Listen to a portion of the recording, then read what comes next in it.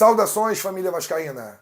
Começando mais um vídeo sobre o nosso gigante da colina, eu sou o Renato Nunes e seja bem-vindo ao canal Só Vascaínos.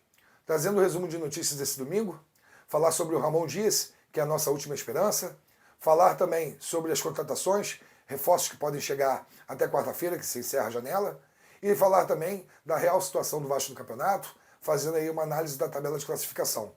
Então tem bastante assunto no vídeo de hoje. Porém, antes de eu começar, eu vou pedir para você se inscrever no canal, clicando no botão vermelho aqui embaixo, deixar o seu like, o seu joinha e ativar o sino das notificações para receber todo o conteúdo do nosso Vascão e também ajudar no crescimento do canal. Até porque Vascaíno fortalece Vascaíno. Começar falando sobre Ramon Dias.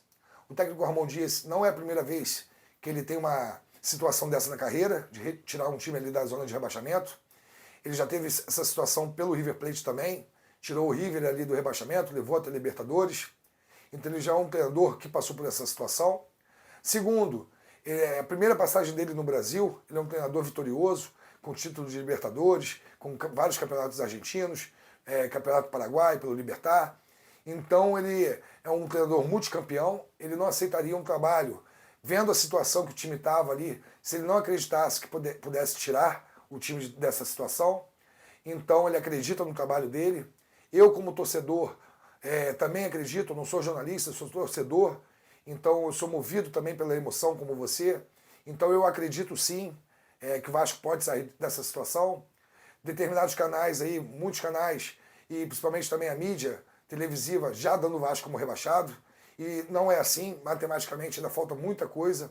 O Vasco ainda tem 22 partidas aí no campeonato e pode sim sair dessa situação. Vou lembrar de uma situação aqui, o Fluminense, que apelidou o time de guerreiros. Eles tinham 10 jogos, tinham que ganhar 9 e conseguiram sair do rebaixamento.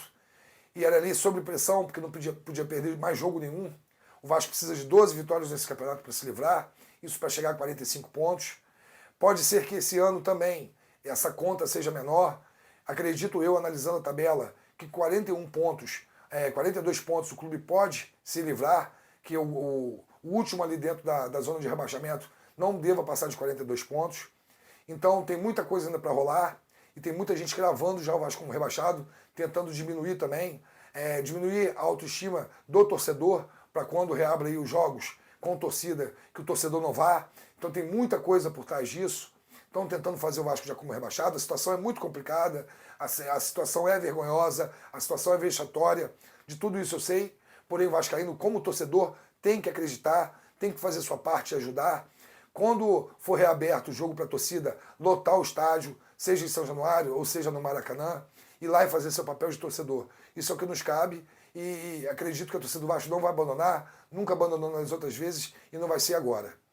Então eu acredito no Ramon Dias por todos esses motivos, por ele ser um treinador multicampeão, por ele ter aceitado o projeto, ter vindo, não ia queimar a carreira dele aos 63 anos de idade, primeira vez dele no Brasil, ele não aceitaria esse projeto se ele não tivesse confiança no trabalho dele, e como ele confia, eu também confio.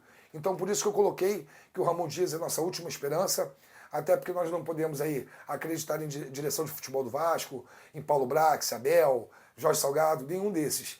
Mas no Ramon, a gente ainda tem essa última esperança de acreditar que o nosso time vai sair dessa situação. Falar agora sobre os reforços.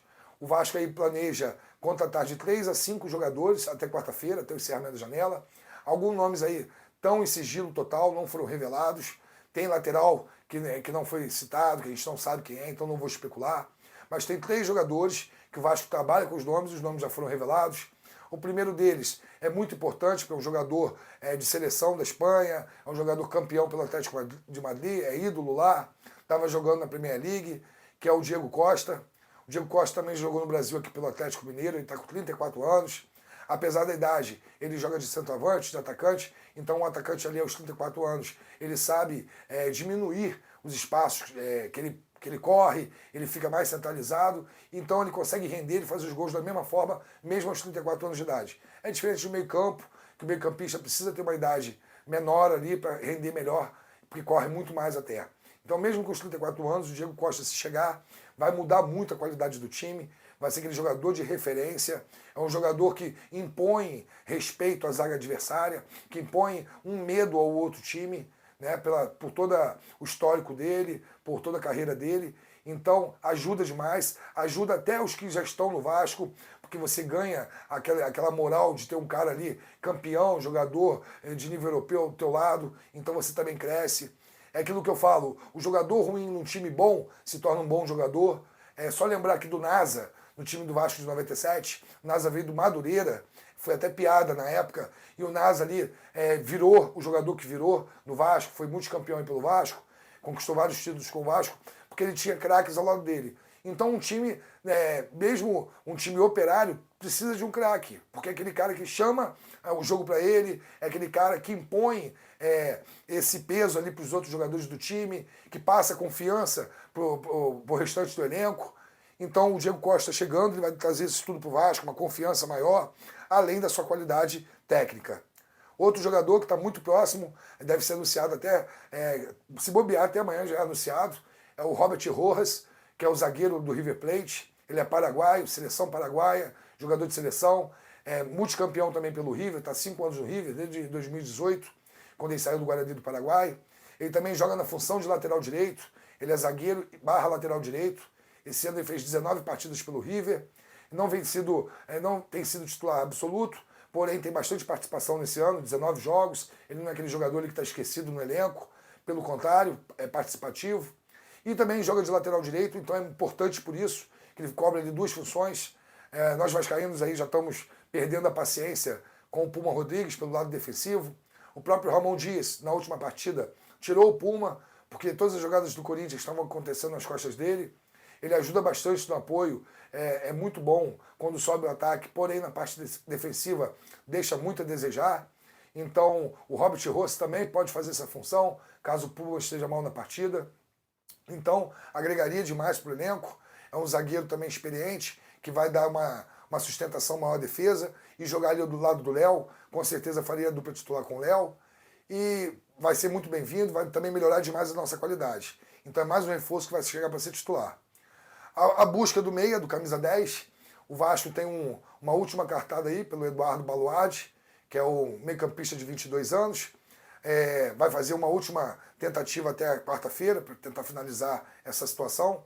O Vasco depende de um camisa 10, não tem como um time ser criativo no meio-campo sem um jogador cérebro ali, sem um jogador de armação. E o Vasco não tem esse jogador. O Vasco fez vários testes, testou o Marlon Gomes, testou o Alex Teixeira, não deram certo na posição. No último jogo contra o Corinthians, o Ramon Dias jogou ali com o Orediano fazendo essa função. O Orediano não jogou tão aberto pela ponta como está acostumado, como foi na época do Maurício Barbieri, e mais centralizado, no qual ele fez até a jogada do gol ali do Gabriel Peck, foi uma jogada muito bonita, ele saiu arrancada e driblando ali e encontrou um belo passe para o Peck fazer o gol.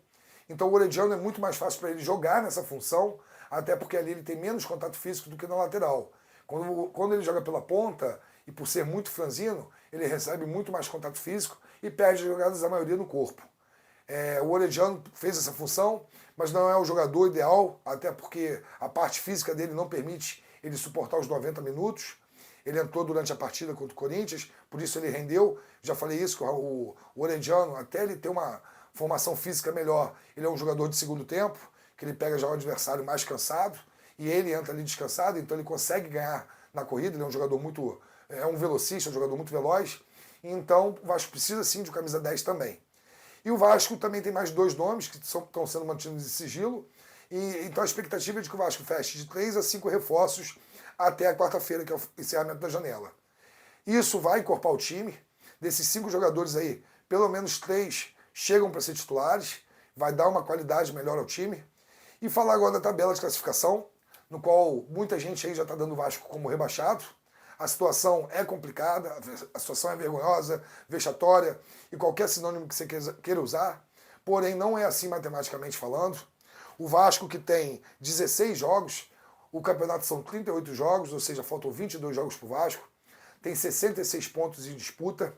Desses 66, o Vasco precisaria ganhar aí 36 pontos, ou seja, 12 vitórias. 12 vitórias em 22 jogos, é difícil, mas não é impossível. O Vasco tem os jogos em casa, vai reabrir agora novamente para a torcida. A torcida faz uma força muito grande.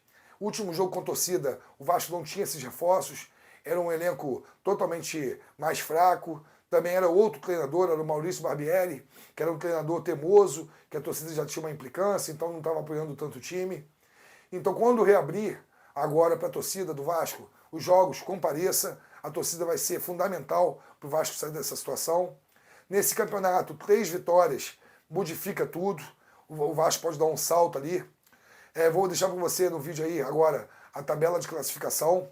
O Vasco tem 9 pontos em 16 jogos.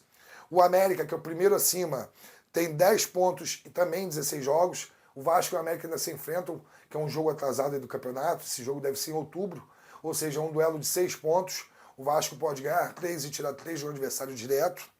Tem 18º Curitiba, com 14 pontos em 17 jogos. É um ponto a mais que o Vasco e um jogo a mais que o Vasco e 5 pontos a mais. Como o Vasco tem um jogo a menos, essa diferença cairia para 2 pontos.